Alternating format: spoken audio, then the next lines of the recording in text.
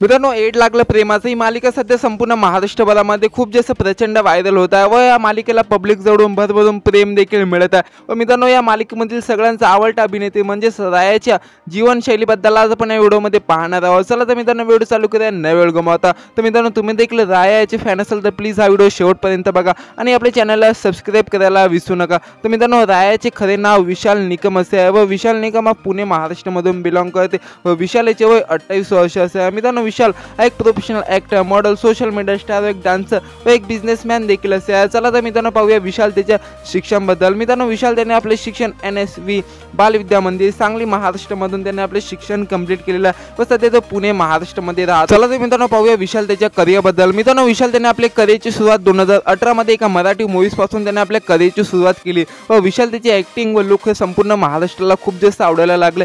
तो संपूर्ण महाराष्ट्रभरामध्ये प्रसिद्ध झाला व त्यानंतर त्याने अनेक मराठी मूव्हीजमध्ये देखील कामे केली व काही वर्षानंतर त्याने मराठी मालिकेमध्ये कामे करायला चालू केली व त्याला खरं असं ओळख मराठी मालिकेपासूनच मिळाली।